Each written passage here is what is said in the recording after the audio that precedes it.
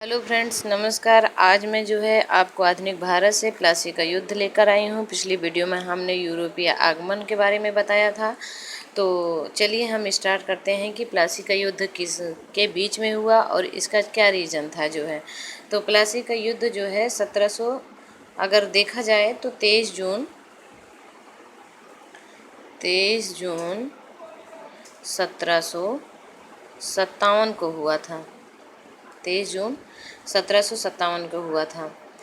और ये इसमें ये था कि अंग्रेज जो है अपनी सत्ता स्थापित करना चाहते थे इसमें। तो इसमें जो है देखा जाए तो सिराजुद्दौला के साथ रॉबर्ट क्लाइव का युद्ध हुआ था। और सिराज के विपक्ष में अगर देखा जाए तो मीर जाफ़र, घसीटी बेगम, राय दुर्लभ, जगत सेठ, मानिक चंद और शौकत जंग, ये तीनों लोग जो है इसमें शामिल थे। तो हम इसके जो एग्ज़ाम में आने वाले महत्वपूर्ण तथ्य हैं उसके बारे में देखते हैं और हम आपको इसके बारे में डिटेल बताते जाएंगे। तो प्लासी के युद्ध में होगा तो सबसे पहले ये होगा कि किस किस के बीच में हुआ। तो सबसे पहले होगा कि प्लासी का युद्ध सिराजुद्दौला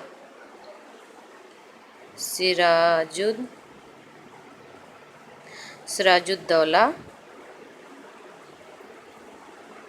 और रॉबर्ट क्लाइव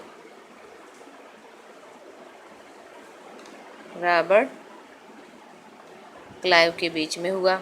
इन दोनों के बीच में ये युद्ध होता है, ठीक है।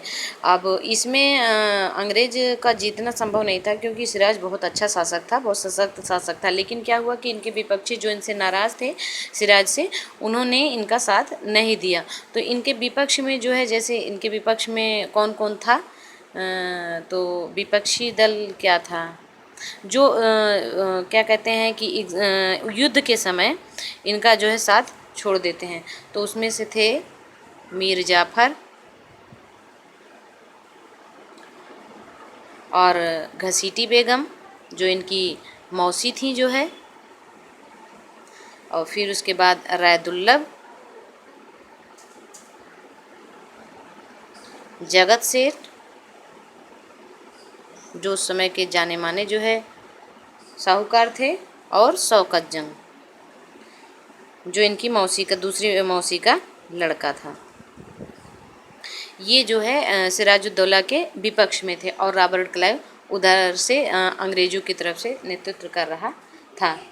इस युद्ध में जो है सिराजुद्दौला क्या कहते हैं की तरफ से अगर पक्ष में कोई लड़ रहा था, देखें दूसरा ये चीज़ है कि हाँ, ये देख सकते हैं कि इनके पक्ष में, अब सिराज के पक्ष में कौन था, ये तो विपक्ष में थे। तो पक्ष में इनके था मीर मदान और दूसरा था जो है मोहनलाल। कभी कभी आ जाता है क्वेश्चन, वैसे ज़्यादा पूछा नहीं जाता लेकिन कभी कभी बाई चांस पूछ लिया जाता है। ये दोनों लड़ते हैं और मारे जाते हैं। कहाँ पे? प्लासी के युद्ध में मारे जाते हैं। सिराजुद्दौला युद्ध के मैदान से मुर्शिदाबाद भाग जाता है।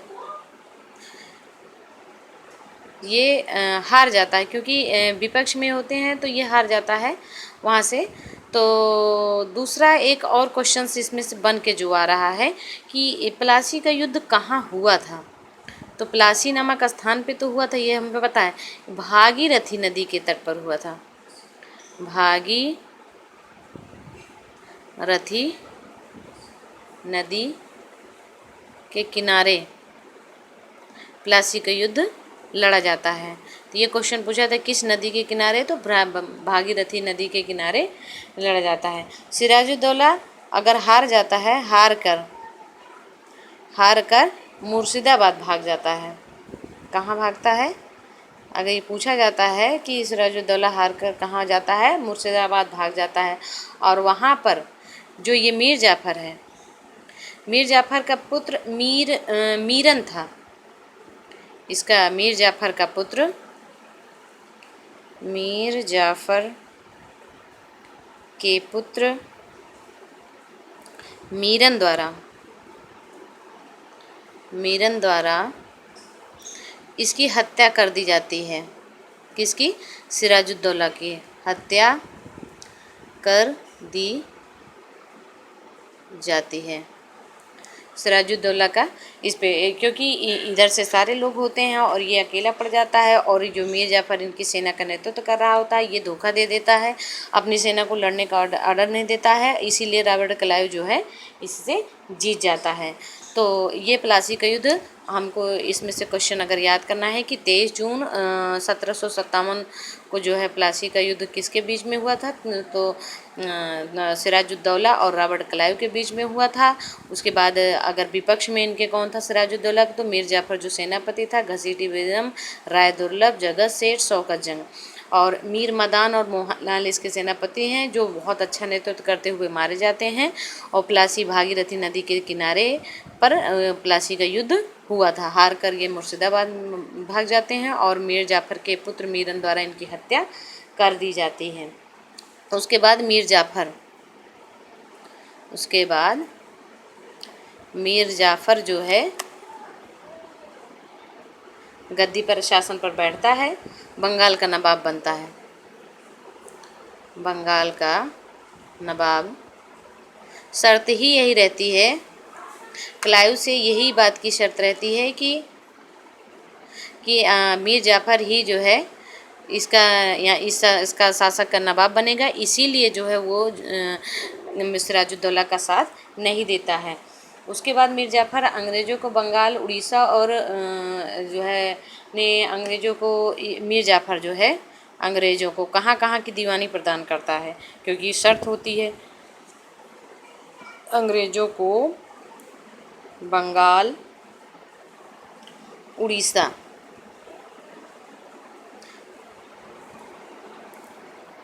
की दीवानी मिल जाती है, मिलती है। लेकिन मीर जाफ़र को ये नहीं मालूम था कि अंग्रेज़ इसका फ़ायदा उठा रहे हैं, क्योंकि अंग्रेज़ों की मांग दिन ब दिन बढ़ती जाती है और मीर जाफ़र जो है इसमें बड़ा कष्ट महसूस करने लगता है, और इसलिए जो है मीर जाफ़र क्या कहते हैं विद्रोह कर देता है। तो उसको एक चाल के थ्रू हटा दिया जाता है। और इसमें मीर जाफ़र को, इसमें क्वेश्चन आता है कभी कभी कि मीर जाफ़र को गीदड़ या सियार किसने कहा? तो सियार कहा क्लाइव ने, रॉबर्ट क्लाइव ने मीर जाफ़र को गीदड़ या सियार कहा जो है। फिर उसके बाद जो है मीर जाफ़र का दामाद जो होता है मीर कासिम जो है बंगाल की गद्दी पर बैठ जाता है। मीर कासिम को बंगाल की गद्दी पर बैठाया जाता है और वो गद्दी पर बैठ जाता है। लेकिन मीर जाफ़र की सारी चीज़ें वो देखा रहता है, इसलिए वह अपने हिसाब से हर चीज़ करने की कोशिश करता है। मीर जाफ़र का ये दामाद होता है और वो क्या करता है कि अंग्रेज़ों का शासन में ज़्यादा हस्तक्षेप ना हो, इसलिए वो अपनी राजधानी को मुर्शिदाबाद ट्रांसफ़र कर देता है, स्थानांतरण कर देता है मुर्शिदाबाद, क्योंकि अंग्रेज़ ज़्यादातर शासन में उसके जो है दखल दे रहे थे। तो वह मुर्शिदाबाद राजधानी बनाता है। क्वेश्चन आता है कि बंगाल की राजधानी मुर्शिदाबाद किसने स्थानांतरित की? तो मीर कासिम ने बंगाल की राजधानी को मुर्शिदाबाद स्थानांतरित की, और किससे? अंग्रेज़ों के हस्तक्षेप से बचने के लिए। मुर्शिदाबाद तो थी ही, आई एम सॉरी। मुर्शिदाबाद राजधानी जो मीर कासिम बनाता है उससे वो जो है मुंगेर स्थानांतरित करता है। आई एम सॉरी, थोड़ा सा मिस्टेक हो गया। मुर्शिदाबाद से मुंगेर राजधानी बनाता है अपना जो है मीर कासिम। उसके बाद जो है अंग्रेज़ों और सबसे बड़ी बात ये काम करता है कि ये फ्रांसीसियों से सहायता लेता है। फ्रांसीसी से सहायता लेता है। किस बात का? अपने सैनिकों का प्रशिक्षण करवाता है। अपने सैनिकों का प्रशिक्षण प्रशिक्षण करवाता है, जिससे अंग्रेज़ नाराज़ हो जाते हैं, क्योंकि वह जहाँ वो खुद उनका उपनिवेश हो वहाँ पर कोई और हस्तक्षेप करे ये उनको पसंद नहीं होता है। तो इसलिए जो है उसको हटा नवाब के पद से 1763 में हटा दिया जाता है इसको। और ये बनता कब है? ये बनता है 1760 में।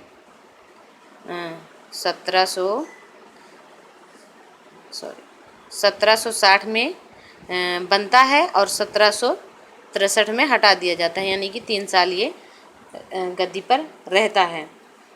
और मीर जाफ़र भी 1757 से 1757 से 60 तक गद्दी पर बनता है। उसके बाद यही परिणाम होता है, जो वो शासकों से जो है सहायता लेता है, तो अंग्रेज उससे सहायता करने के लिए जो है उनको अच्छा नहीं लगता है, इसलिए वो उसको मना कर देते हैं।